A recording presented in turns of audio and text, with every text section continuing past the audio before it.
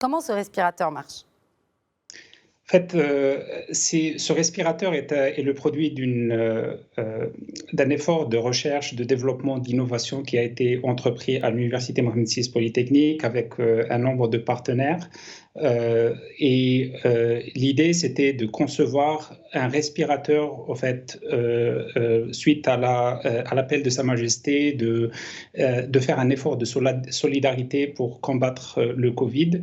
Donc, nous, on avait participé dans l'élaboration du premier respirateur, et puis après, donc, on a lancé cette deuxième initiative, donc, qui est le respirateur NFS.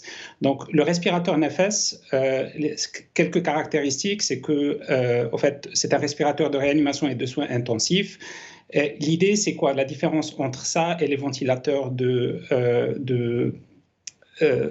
d'urgence qui ont été développés par plusieurs compagnies internationales, incluant les respirateurs, par exemple, de Tesla, de la NASA, etc., c'est que ces respirateurs, ils étaient plus dédiés à des patients qui sont sédatés et donc qui ont besoin d'une ventilation contrôlée.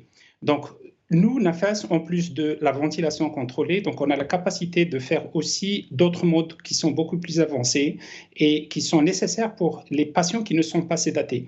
Et donc, on a la ventilation spontanée avec aide inspiratoire et d'autres modes qui sont beaucoup plus pratiques, en fait, suite au feedback de nos partenaires médicaux en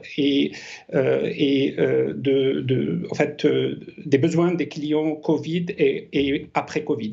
Donc ça, c'est le premier point. Le deuxième point, c'est que, en fait, c'est un modèle qui n'utilise pas un ballon, comme pas mal d'autres modèles qu'on a vus ailleurs, parce qu'en fait, il intègre une turbopompe intégrée. Et la raison pour laquelle on fait ça, c'est que c'est le seul moyen de garantir une continuité de niveau de pression, de volume, etc., qui vont nous permettre, en fait, de satisfaire les besoins d'un respirateur de réanimation. Et puis aussi, c'est le fait qu'on génère de l'air comprimé nous-mêmes, ça nous permet aussi une mobilité du patient quand il sort, par exemple, de la salle d'opération à la salle de réanimation. Et donc, c'est un respirateur qui est très avancé dans ce sens. Et la troisième chose, c'est en fait la complexité de l'ingénierie qui a été faite et dans la simplification, en fait, de l'architecture. Donc, ce qu'on a fait, c'est qu'on a pu concevoir une architecture assez simplifiée qui réduit le nombre de composants et donc du même coup le coût du respirateur. Et ça nous permet aussi de simplifier la maintenance de ce respirateur. Et donc, ça en fait un produit qui est très adapté pour le marché marocain et le marché africain. Donc, il y a pas mal d'autres caractéristiques qu'on a, mais je pense que ces trois choses, c'est important parce que ça permet de situer un petit peu le projet NAFAS comme respirateur de réanimation premier respirateur de réanimation et de soins intensifs au Maroc.